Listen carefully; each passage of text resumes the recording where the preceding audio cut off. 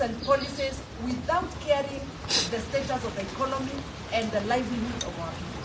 So, recognizing over the insensitive way of enabling them to produce from their farms or from their fields.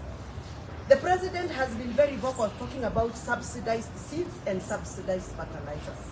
But to our utter shock, the fertilizer that is out there being sold as subsidized fertilizer from outlets from National Cereals and Produce Board.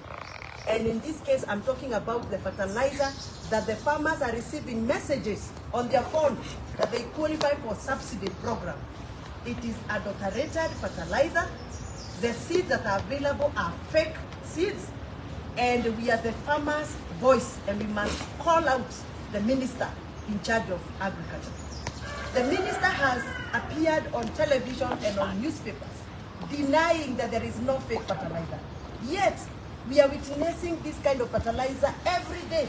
Yesterday, I was presented with 5 bags of fertilizer that is purported to be fertilizer, but it is fake stones mixed with donkey's poo. Donkey's poo is the waste from the donkey. Donkey's poo mixed with stones, and it is being sold as subsidized fertilizer. We must call out this mess. The government has become so insensitive to the extent that now they are calling farmers.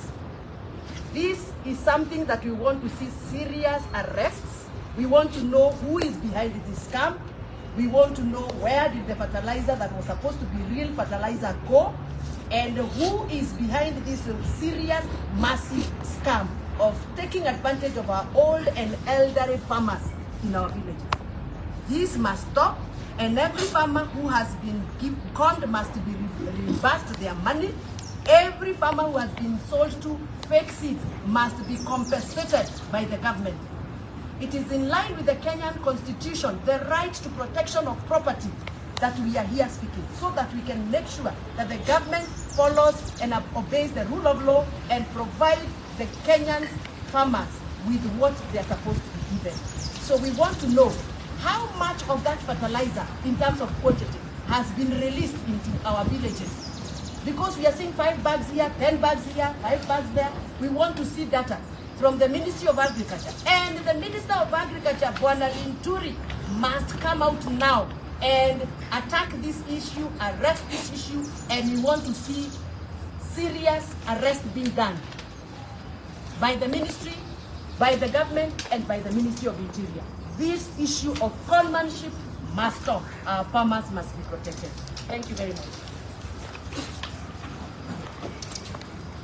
Asanteni sana.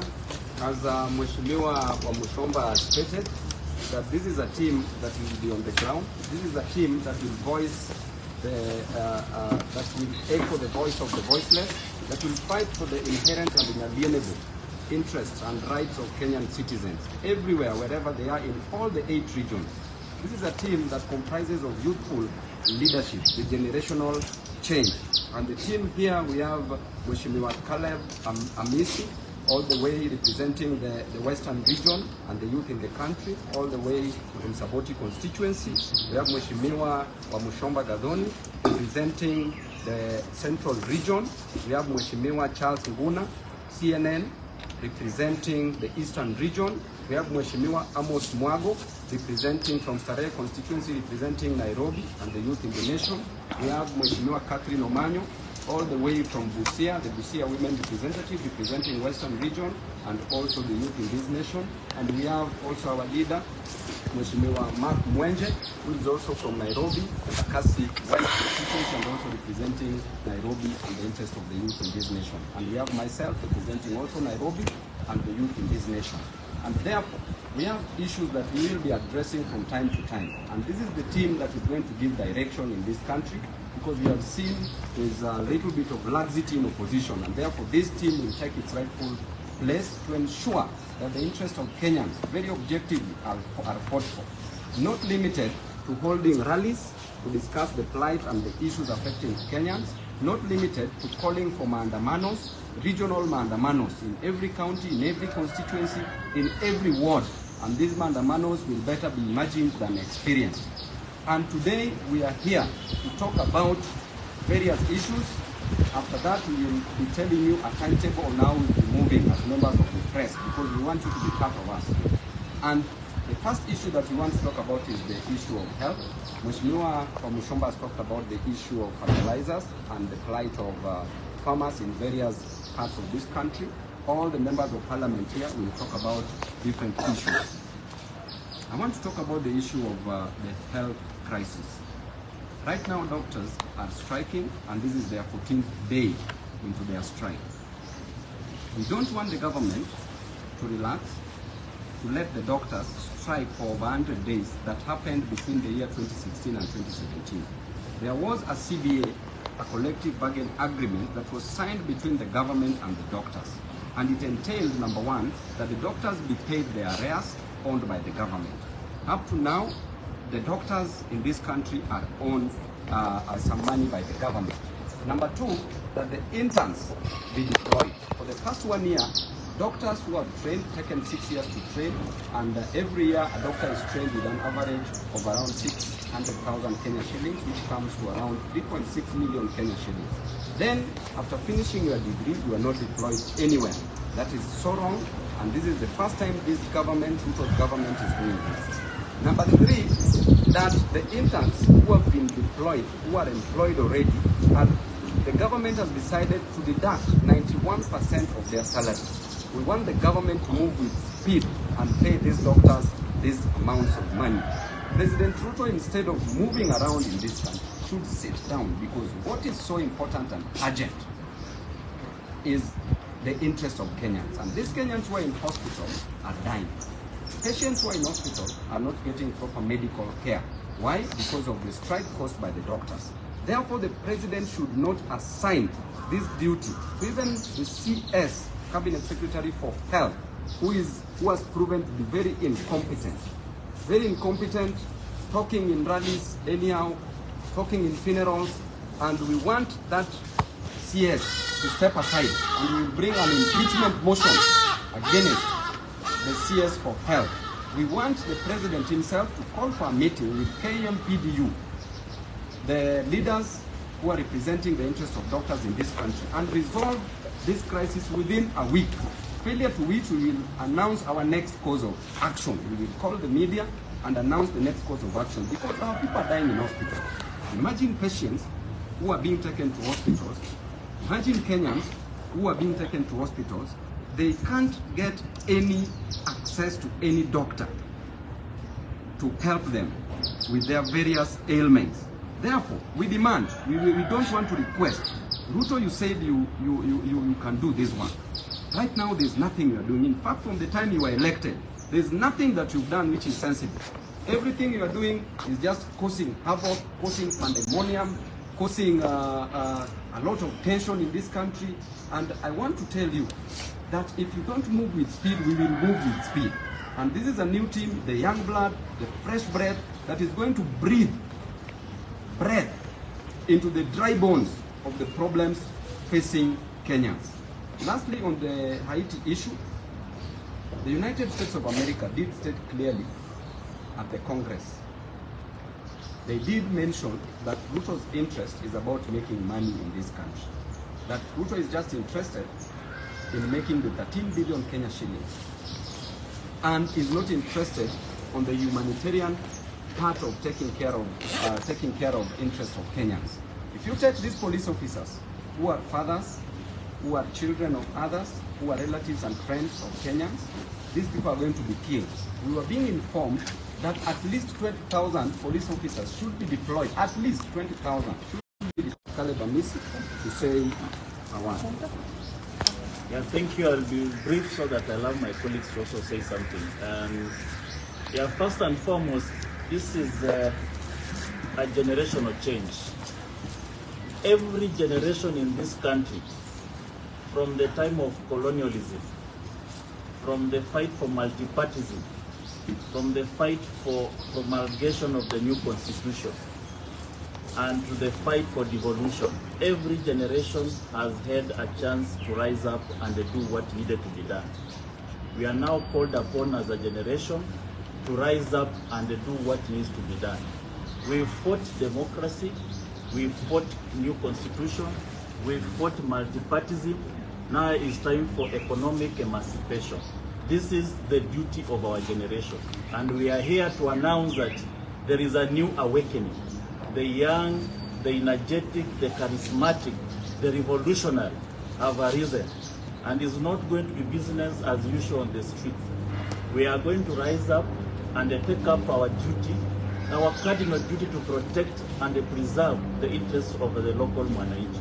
On the issue of the health, it has been my proposal, even during the BBI and even the NADICO report, that we must have a health service commission. Just the way we have a teacher service commission. We no longer hear about teacher strike.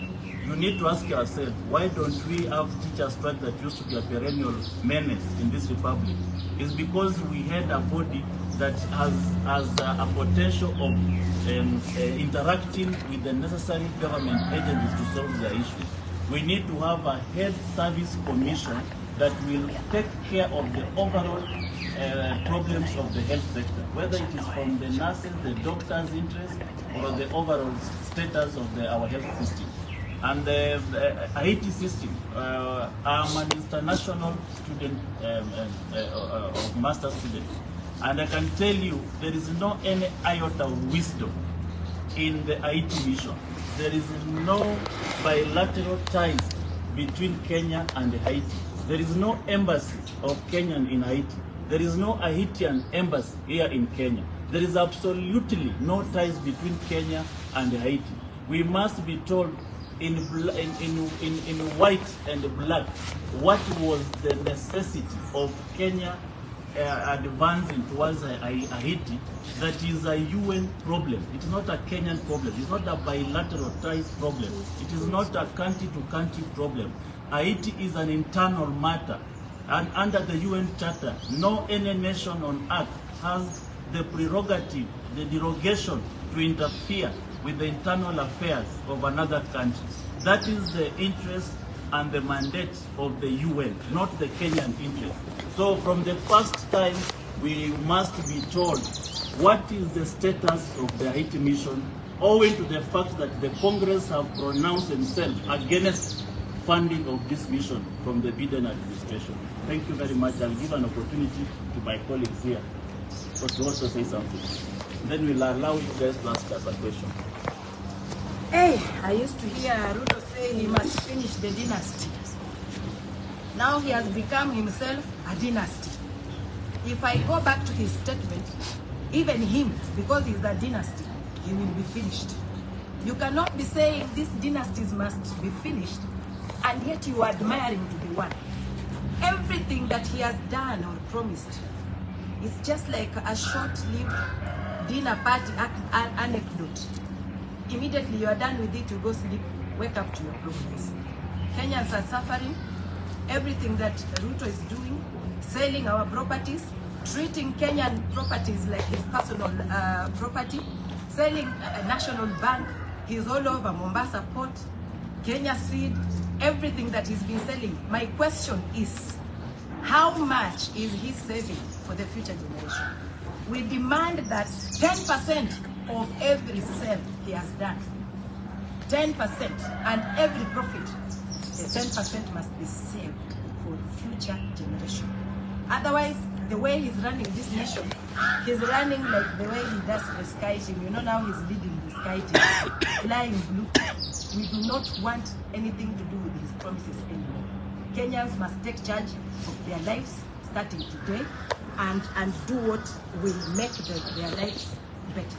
Because if you come to farmers, even the fertilizer that is being sold today is poison to the ground, poison to the products. Cannot make it, the farmers get the yields they used to get. I used to learn agriculture. It was our backbone, I think something like that. The backbone of our nation. Now, if you go to the backbone of the nation and interfere with it, how do you expect to run a nation that is full of grapes? Is he planning to bury people? Because now if we will not have enough food, where will we run to? If we cannot produce even our own, where do we run to? Because a proper leader foresees some things and has a plan to back to.